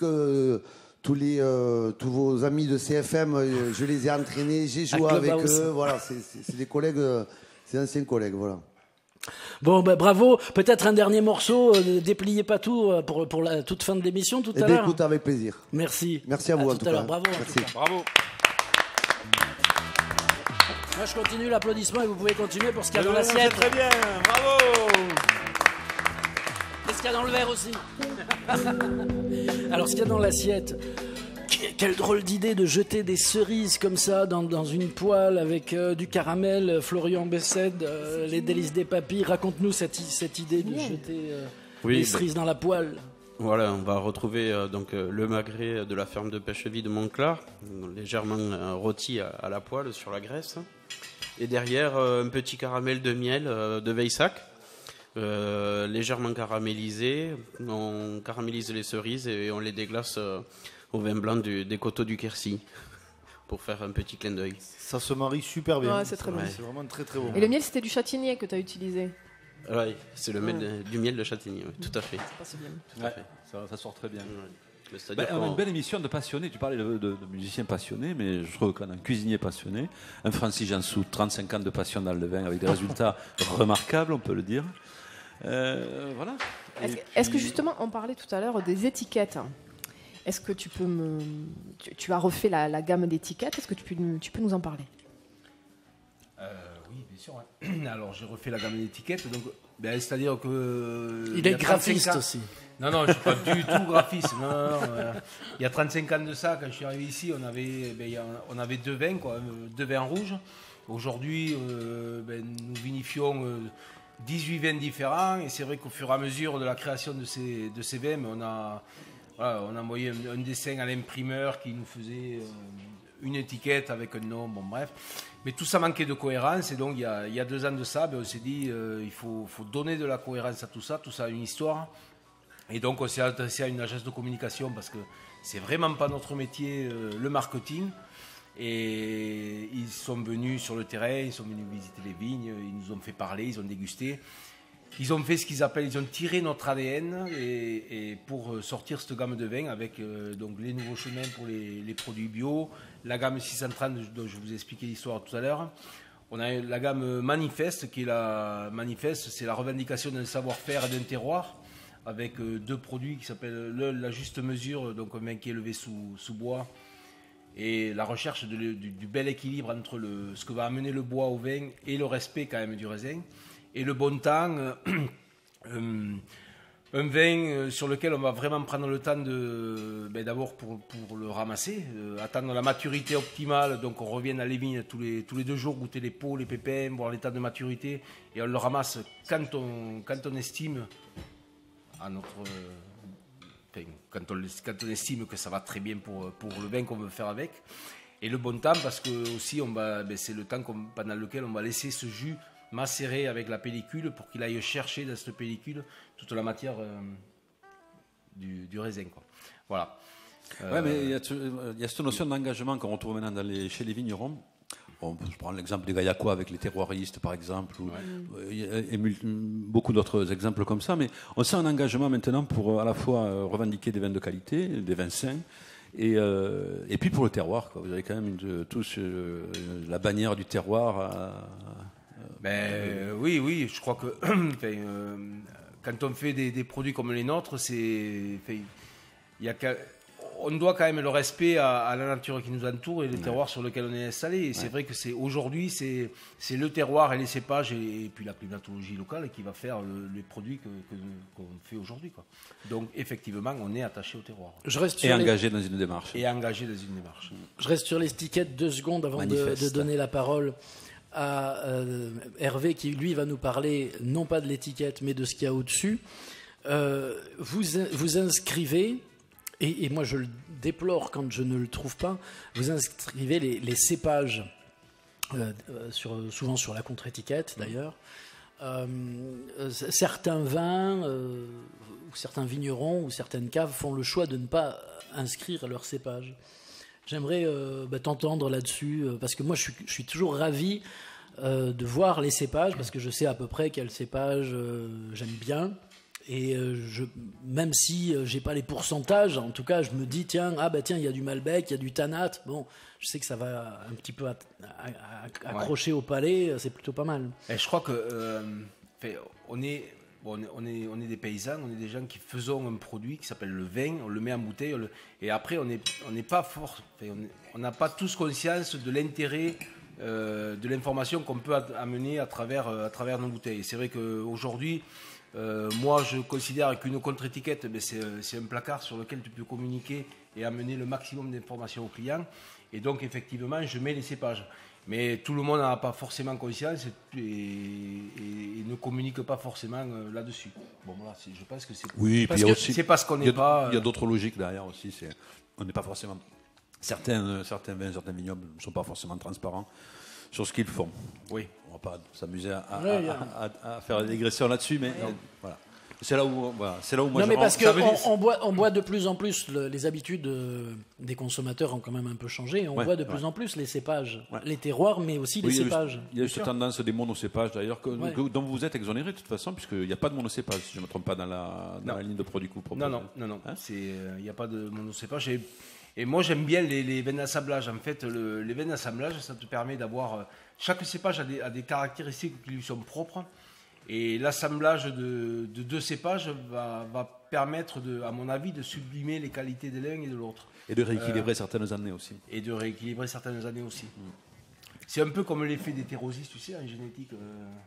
Oula, Il y a une notion de création derrière ça aussi. Et il y a une notion de création. D'ailleurs, qui fait D'ailleurs, les on veut bien être invité pour les journées d'assemblage. Les dégustations d'assemblage. Dégustation d'assemblage, c'est des moments passionnants. Ah ben oui. Alors comment ça se passe? Vous vous mettez autour d'une table, qui participe En termes de vinification, on sait qu'on va avoir 10 ou 15 cuves qui vont nous permettre de faire notre 630 rouge, par exemple. Et donc, on va prendre, quand il s'agit de faire l'assemblage, on prend ces 15 cuves, on les déguste une par une, on prend des notes, et ensuite, on sait quel est le produit qu'on veut faire derrière et le profil de vin qu'il nous faut. Et à partir de 2 cuves de Cabernet qui sont jolies, bien équilibrées, on va rajouter un peu de Tannat, un peu de Merlot et un peu de Malbec. Et on y va à tâtons. Alors on va commencer par 40% de la cuve numéro 3, plus 20% de la cuve numéro 2, et puis un peu de Tannat, et jusqu'à ce qu'on trouve l'équilibre qui nous convient et qui correspond au profil de vin qu'on veut faire derrière. Alors c'est vrai que c'est des matinées de dégustation qui ont tendance à durer un peu, c'est complexe. Et là on se doit de recracher. Comme le fait Philippe en tant que professionnel. Voilà, on parle de professionnel. Après, ceux qui ne crachent pas, on leur laisse. Est-ce qu'il y a des débats des fois? Est-ce qu'il y a des débats des fois? Il y a des débats, oui. Oui. Alors, dégustation assemblage, on les fait à 2 ou 3, donc les débats sont limités, mais on n'est pas forcément toujours d'accord. Et puis, après avoir dégusté les 15 vins, parfois mon collègue, lui, souhaite partir sur cette base, sur 2 ou 3 cuves de base. Moi, je vois autre chose, donc...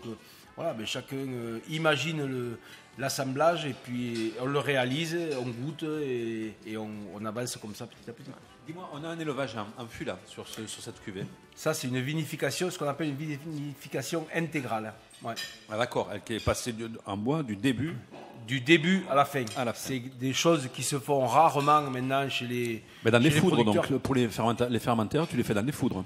Dans des cuves, dans des barriques comme ça. Ah, celles-ci là, d'accord. Comme celles qui sont derrière nous. Là. Les barriques que vous avez derrière vous, ce sont des barriques de 400 litres que la tonnellerie Orion, qui est une tonnellerie qui est installée à côté de Fronton, qui travaille très très bien, nous livre donc neuve avant les vendanges avec un des 2 fonds qui a été enlevé. D'accord. Pour faciliter le remplissage. Voilà. Ensuite, le remplissage et le pigeage qui suit. Et oui. Ensuite, on ramasse donc alors, c'est issu de vignes aussi qui sont conduites avec effeuillage côté soleil levant pour que ce soit bien aéré, avec vendange en verre si jamais il y a un peu trop de raisin ou si la souche est déséquilibrée. C'est ramassé au moment qu'on le souhaite. On dit au producteur, là maintenant c'est l'heure, il faut y aller. Ramasser à la main, trier dans la vigne. Le raisin est mis dans les barriques. Et grappé. Et il va fermenter comme ça pendant 5-6 semaines. Non, je lève le bras juste pour faire coucou à Aurélien, mais tout va bien, vas-y, continue. La fermentation va durer 5-6 semaines avec un pigeage tous les jours. D'ailleurs, tous les jours, on va mélanger le chapeau de pellicule avec le jus en fermentation. Et au bout de 5-6 semaines, on le sort et le tonnelier revient, nous referme la barrique et on met le vin à l'intérieur. Et ça donne le mas. Et ça donne le mas. Le mas parce que c'est la parcelle d'où viennent les raisins s'appelle le mas. Voilà. D'accord. Santé. Un truc avec quasiment rien dans le verre. C'est le maigre, tout ça. Qu'est-ce qu'il y a sur ton étiquette? Pas l'étiquette, mais comment s'appelle la capsule. Alors, la capsule, elle est rouge et il y a écrit R, récoltant. 82 récoltant 32. Alors 82 c'est le département, récoltant parce que nous sommes récoltants et 32 c'est un code. C'est pas le Gers. Notre code chez les douanes. C'est pas le Gers. Non, c'est pas fait avec du vin du 32 dans le 82. C'est pas ça du tout. Et après DGG, LPD, tout ça là, BM. Je crois que monsieur va nous en parler. Ah voilà. Mais vous avez déjà fait pas mal. Parce que en fait, c'est juste pour rebondir sur ce que tu as expliqué tout à l'heure, Francis. Aujourd'hui, un non-initié qui va acheter une bouteille de vin, il va regarder plus le marketing que cette capsule. Donc si l'étiquette est belle et tout, ça va lui donner envie d'acheter la bouteille. Peut-être le cépage, s'il est écrit, ça va donner envie d'acheter la bouteille. L'appellation aussi. Mais pourtant, ce qui est quand même assez important, c'est ce qui est écrit sur la capsule. Déjà, le fait que ce soit R, donc comme récoltant, et le premier chiffre, donc, c'est le département où a été embouteillée la bouteille. Et d'ailleurs, des fois, le vin peut être d'un département, il a été embouteillé dans un autre département, parce qu'il a été déplacé à un certain moment. Et dans certains cas, il a été déplacé, parce qu'on peut retrouver à la place du R, on peut retrouver le N. Donc à ce moment-là, c'est plus un récoltant. Donc le récoltant, c'est lui qui va faire la vinification, qui va faire tout de A à Z. Donc là, on est bien en R.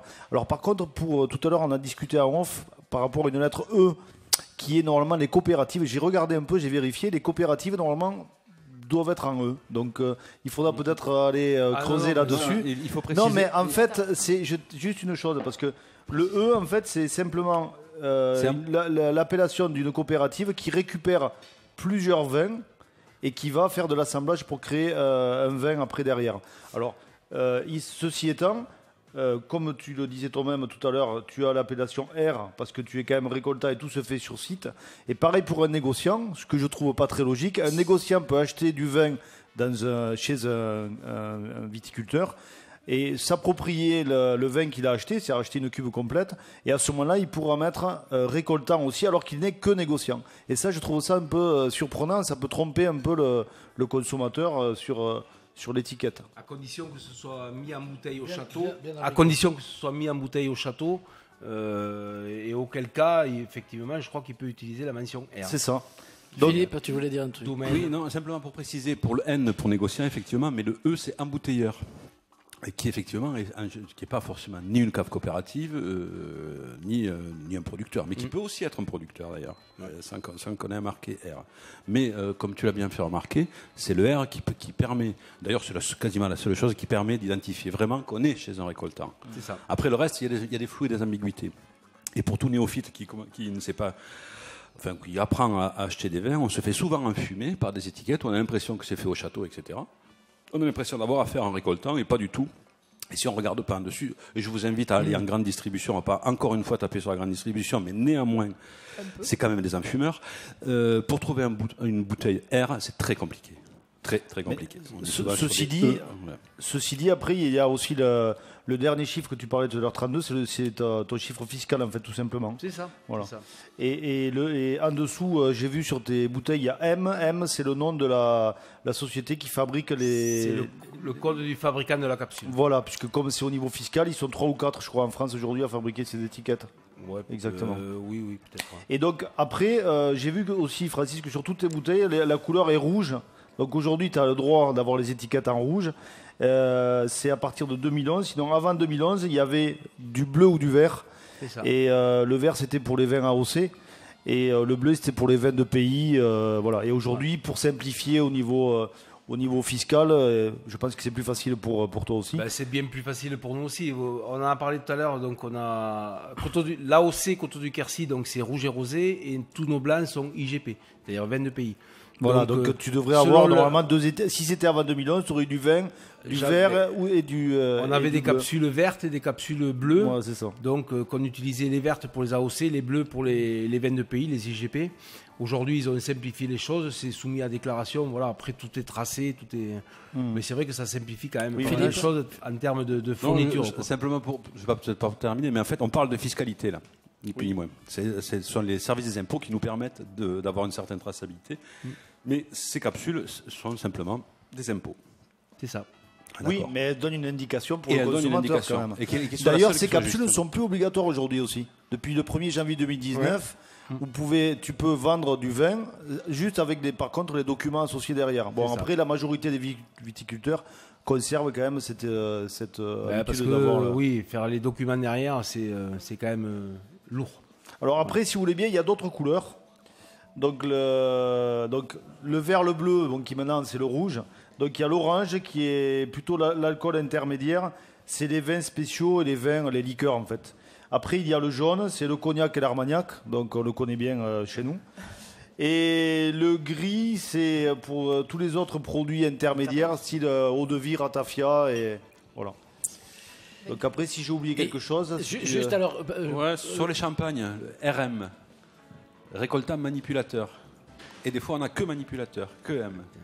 Enfin bon, bref. Toi, t'as que M, toi. Mais quand on est juste négociant... Excuse-moi, j'ai pas saisi. Quand on est négociant... C'est parce qu'il y a... Négociant, c'est N, donc on achète soit des raisins, soit du vin déjà Ça, c'est fait. M, c'est ça? N. N. Un manipulateur, c'est pour les champagnes, parce que c'est des vins qu'on doit tourner. Donc il y a des gens qui sont spécialisés là-dedans et qui manipulent les...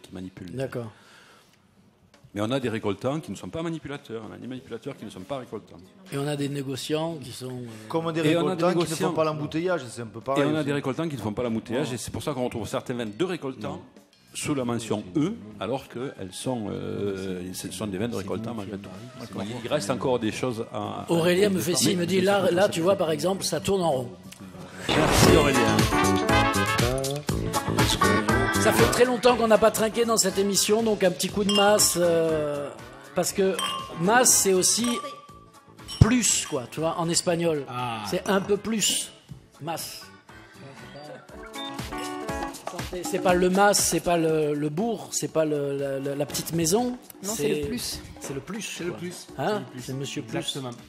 On est Beaucoup pas de mal. puissance dans ce que tu nous as servi là. C'est quelque chose de beaucoup plus avec corps, avec plus de force. Ah, c'est très puissant, ouais. Après, c'est des. Par contre, Voilà, les le tanins, mas, c'est une. Mais C'est les une tanins vieille. toujours très souple, je sais pas. C'est vraiment beaucoup de souplesse. Je sais pas quel millésime on est là-dessus. On est sur 2016, un vin qui a 5 ans. Ouais. Ah ouais. Et qui est resté combien de temps En barrique. Alors, il a été donc vinifié dans des barriques neuves, donc déjà la vinification, c'est extrait, quoi. Et après, il a été élevé pendant entre 18 et 24 mois. Alors, 2016, 18 mois, ouais.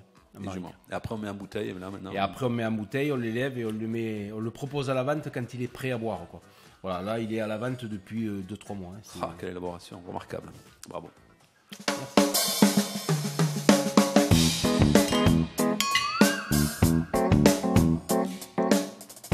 Le temps que Florian Bessette du restaurant Le Délice des Papilles finisse d'installer le dessert qu'il nous prépare avec beaucoup de minutie, on va discuter encore un peu avec Margot Nicole de La Mounière pour savoir un peu quelles sont les activités, quelle est l'actualité un peu de la Maison des Mémoires de Sept-Fonds. Alors l'actualité, déjà, on a réouvert et on est content d'avoir pu réouvrir le 19 mai. Et on a réouvert avec une exposition temporaire qui là a lieu jusqu'au 11 juillet. Une exposition où on a la chance d'avoir dans les collections de la mairie de Sept-Fonds, mais aussi avec des collections privées qu'on a pu regrouper. On présente donc des dessins qui ont pour sujet le camp, réalisés pour la plupart à l'intérieur du camp, sur une même période, donc qui donne à voir comment différents internés, artistes, ont pu produire des vues du camp et avec chacun une sensibilité différente, parfois sur le ton de la caricature et de l'humour, d'autres avec l'accent mis sur la promiscuité et sur la surpopulation à l'intérieur du camp. Donc à voir, soit découvrir en visite libre les mercredis après-midi et samedi après-midi, ou en visite guidée les mercredis matin et samedi matin. D'accord. Et ensuite, on enchaîne avec une autre exposition temporaire qui, elle, débutera au 14 juillet. Et l'idée, c'est d'être aussi que cette exposition soit une prolongation à l'exposition qu'on a aujourd'hui. Et là, c'est un artiste contemporain qu'on accueille, Enrique Gomez, qui est espagnol lui-même, et qui a comme sujet de prédilection justement les questions d'exil, de répression, et qui, à la fois chargé, lui, de l'histoire de l'Espagne, mais aussi pour eux, à tout ce qui se passe aujourd'hui dans le monde qui nous entoure, propose des peintures. Donc le titre de son exposition, et je vais certainement écorcher pour ceux qui parlent espagnol, c'est Estos, alors que je ne me trompe pas, Esto es lo que somos. Donc c'est ce que nous sommes. Ceci est ce que nous sommes. Voilà, de voir aussi qu'on est aussi effectivement chargé à la fois de l'histoire de son pays, mais aussi de ce qu'est le monde aujourd'hui. Et on a pour la saison d'été donc vraiment travaillé à ce que le lieu soit le plus accessible possible aux familles. Donc on a créé des livrets pour que les parents puissent accompagner leurs enfants dans la découverte des mémoires de Sept-Fonds et puis échanger avec leurs enfants donc, sur ces sujets. Et on crée aussi des ateliers, donc tous les mercredis après-midi, de juillet-août, en famille, parents-enfants, ou en tout cas un adulte et un enfant, pourront participer à des ateliers. Alors, qu'est-ce que c'est ces ateliers qui sont en lien. Alors, les ateliers, il y a toujours un lien avec les mémoires Sept-Fontoises. Ça peut être d'apprendre à tresser la paille, puisqu'on a un savoir-faire qui est encore bien maîtrisé à Sept-Fonds, donc de partager ce savoir-faire de tresse de la paille. On peut apprendre aussi à fabriquer un cerf-volant. On pourra apprendre à faire de la gravure avec Enrique Gomez, justement. Ou on pourra apprendre, ou en tout cas pratiquer à partir des nombreuses représentations qu'on a de chapeaux, à fabriquer son propre flipbook. Je ne sais pas si vous voyez ce que c'est. Pas du tout. Ces petits carnets d'images fixes, quand on les tourne. Ah, pour faire un petit dessin animé. Voilà. Ah oui. Donc dans les exemples, on a toujours des visites guidées aussi, 3 visites guidées par semaine cet été.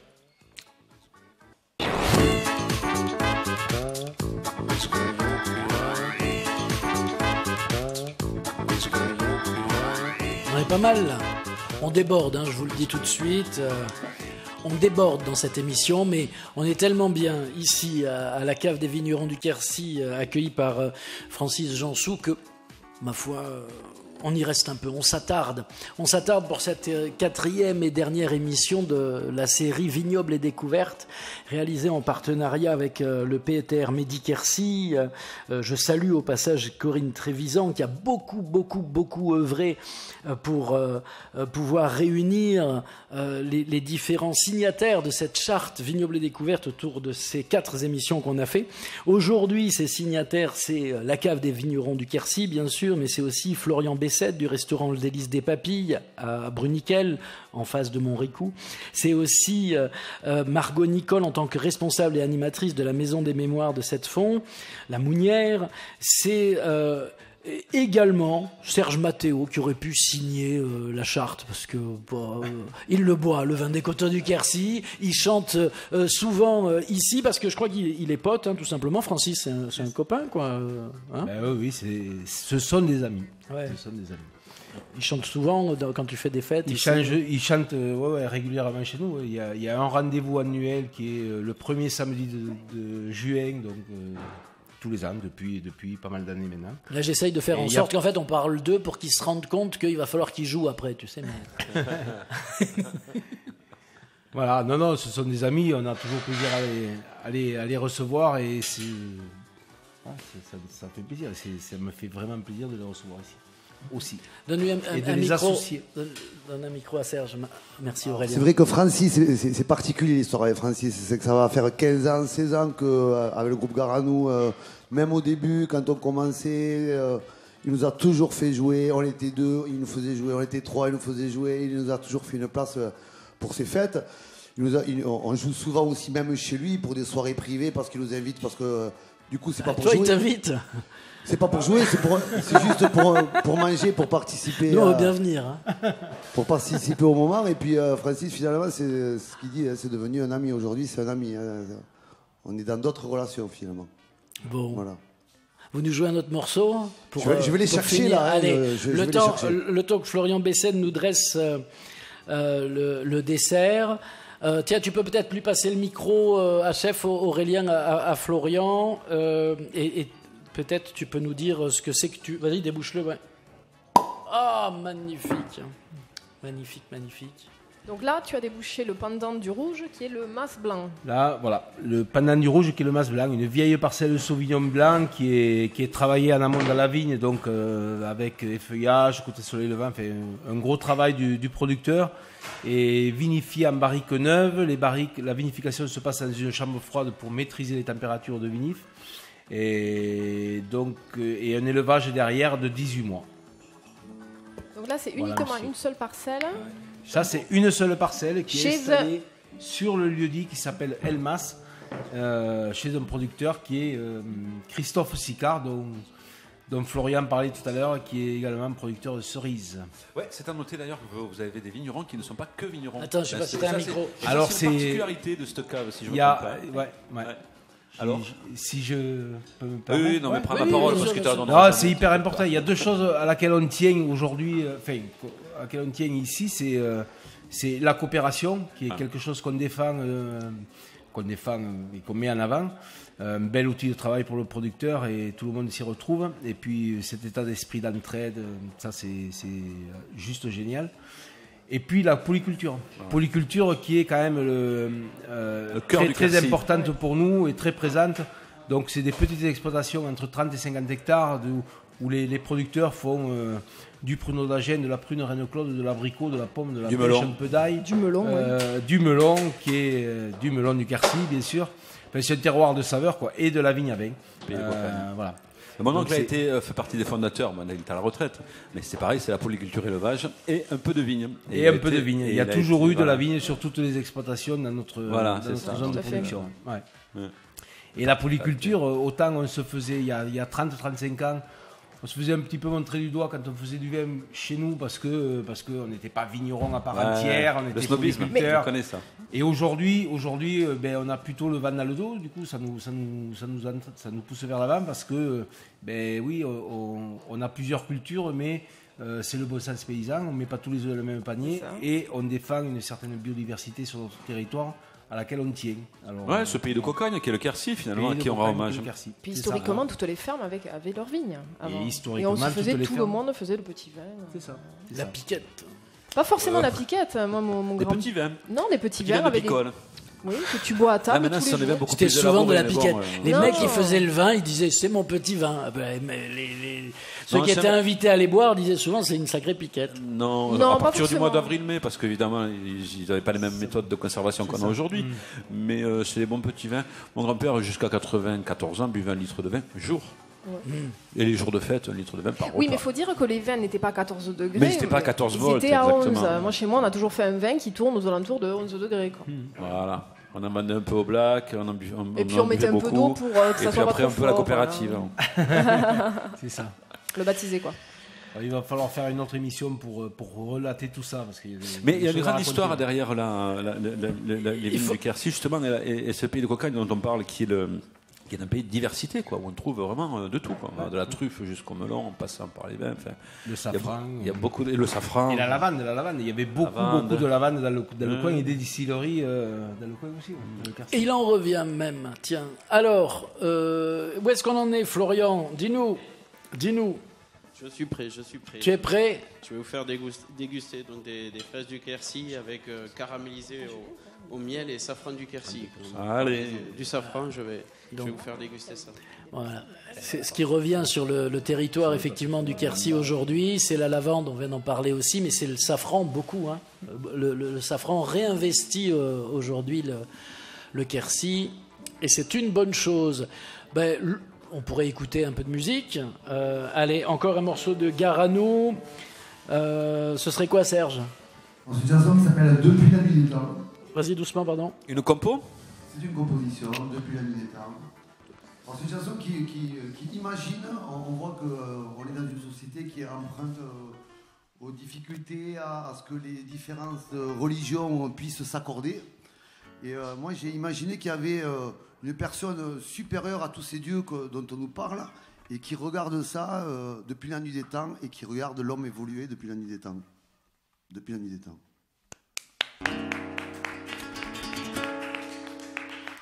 Depuis la nuit des temps, je vous regarde faire. Je vous ai vu marcher pour la première fois. Vous dressez sur vos jambes, c'était vos pattes arrière. C'était pour voir plus loin que l'au-delà. Je vous ai vu grandir et avancer sans cesse, traverser les montagnes et puis les océans, sauter dans les torrents et suivre les rivières, pour conquérir des terres vierges de tout tourment. Puis arrive le feu, promesse de sagesse, arrivent les combats pour imposer sa loi. Les flammes donnent aux hommes la chaleur et l'ivresse, elles donnent la lumière et font naître la foi. Et les premières guerres, les premières prières, les premiers yeux levés pour implorer les rois, les dieux que l'on s'invente et ceux que l'on vénère, ouvre toutes les portes que ferment les combats. Depuis la nuit des temps, les hommes vont errant. Ils cherchent dans les cieux, le voile masque les dieux. Ils troublent le regard pour implorer la lune. Ils capturent les âmes qui cherchent la fortune. Ils masquent les douleurs qui coulent sous vos peines. Ils enferment les femmes qui ont le poing levé, qu'ils soient de Jésus-Christ, de Yahvé ou d'Allah. Les voiles mettent sous cloche les rêves des soldats. Depuis la nuit des temps, je vous regarde faire. Depuis la nuit des temps, on ne vit qu'au présent. Les dieux sont dans les champs et l'amour de vos mères. Les dieux sont dans les cœurs quand chantent vos enfants. Et si finalement vous finissez par faire une dernière offrande comme un dernier serment, prenez-vous donc la main et respectez vos pères. Ne cherchez pas plus loin. On vous regarde faire. Ne cherchez pas plus loin. On vous regarde faire. Ne cherchez pas plus loin. Yeah, bah.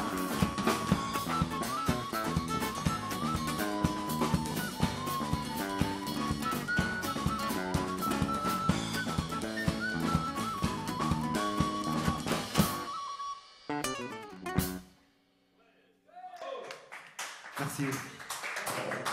Ah oui, ben, au-delà du chanteur, on découvre un philosophe aussi, Serge. Hein, voilà, bravo, belle chanson, super.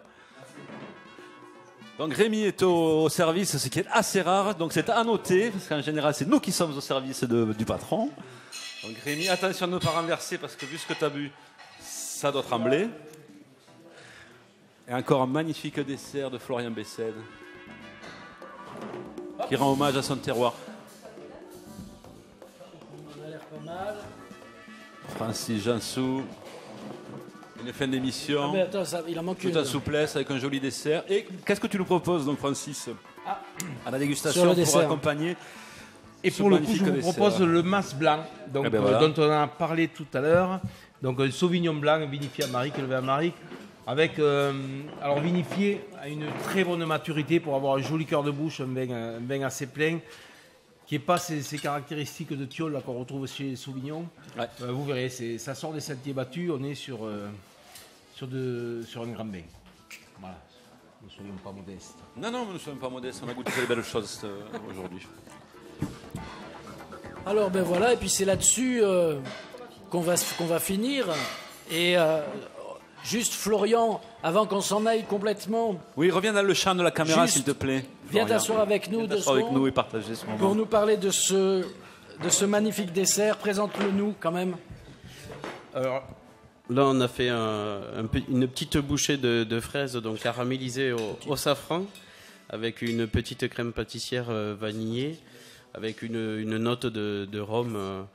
Je ne vais pas citer son nom, mais et un petit croustillant caramel au beurre salé. Voilà. D'accord, donc ça c'est un dessert qu'on peut retrouver sur la table des délices des papilles. Oui, ça peut être un dessert sur un plat du jour où on va retrouver ce principe de dessert. Après, à la carte, on est sur des desserts un peu plus travaillés, puisque on se retrouve avec un matériel aujourd'hui, avec une cuisine refaite à neuve, avec un matériel un peu plus adéquat pour améliorer encore. C'est annoncé sur le site internet du Délice des Papilles, c'est restaurant gastronomique et gîte. Oui, alors moi le mot Et épicerie maintenant. le mot gastronomique, c'est quelque chose que je laisse dire aux autres. Moi, je suis plutôt dans une cuisine créative et surtout des produits de la région. Moi, c'est vraiment... je suis pas quelqu'un... je reste comme je suis et ma cuisine, elle est comme moi. Généreuse et gourmande. Ah, bravo, bravo. Alors, bravo.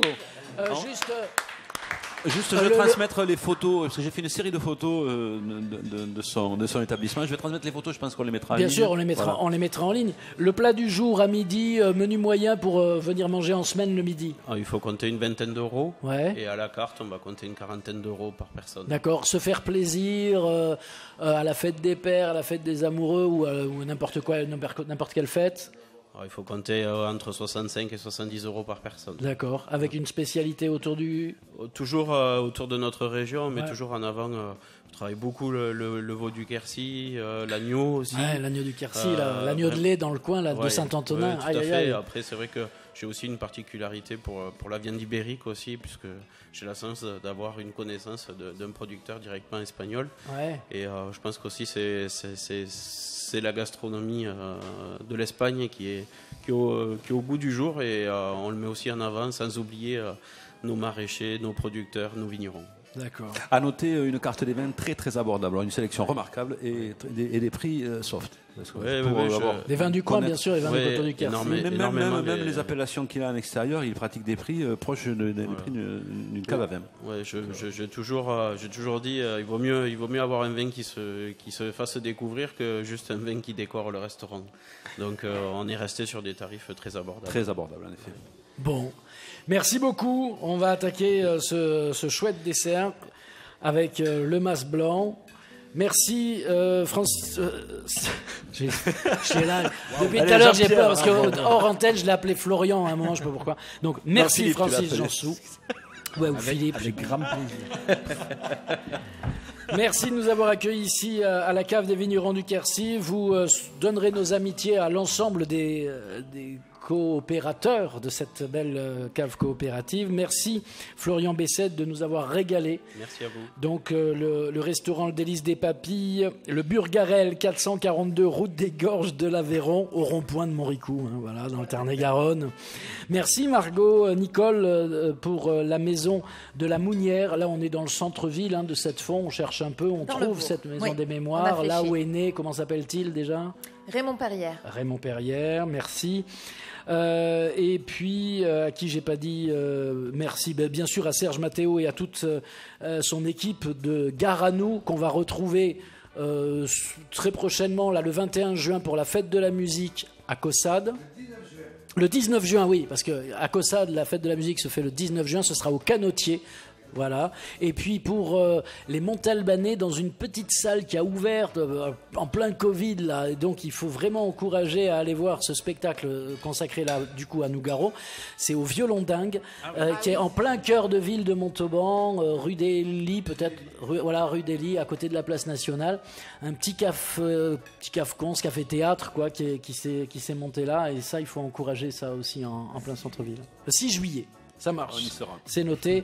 On mettra ça aussi dans le podcast, puisque cette émission, travaillée par Aurélien Maury, mise en mini-image par Thomas et Maya, sera à la fois diffusée en direct sur CFM, pas en direct, mais en léger différé, on va dire, sur CFM Radio, et en même temps sur Facebook et sur YouTube. Et animé par le brillantissime Rémi Torel. Merci. Voilà. Merci à Caroline du syndicat des vins des coteaux du Quercy et à Corinne Trévisan du PETR Midi Quercy, à Justine, à Emmanuel, à Aurélie, avec qui, donc ça c'est les offices de tourisme avec qui on a collaboré pour pouvoir réaliser l'ensemble de ces émissions. C'est la dernière, je vais peut-être verser une petite larme. Ah, ouais. Alors justement, je voudrais plus une petite annonce. Le week-end du 26 et du 27 à Nègrepelisse, juin, 27 juin. Journée des élections, rappelez-vous. Comme ça, c'est encore tu présentes la sélection au sénatorial, au départemental. On fait la fête du feu à Nègrepelisse. Donc il y a une trentaine d'artisans autour du feu, des couteliers, des potiers, des céramistes, des forgerons. Donc c'est le 26 et le 27 à Nègrepelisse, à la fête du feu. Et ce sera le mot de la fin. C'était Qu'est-ce qu'on déguste ? Quoi ? La suite. Ah non, la fin. La fin. Salut. Merci beaucoup. Merci à tous. Merci.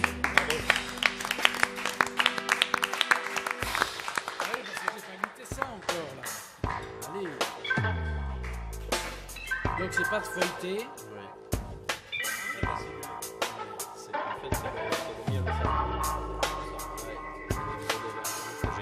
J'ai Francis.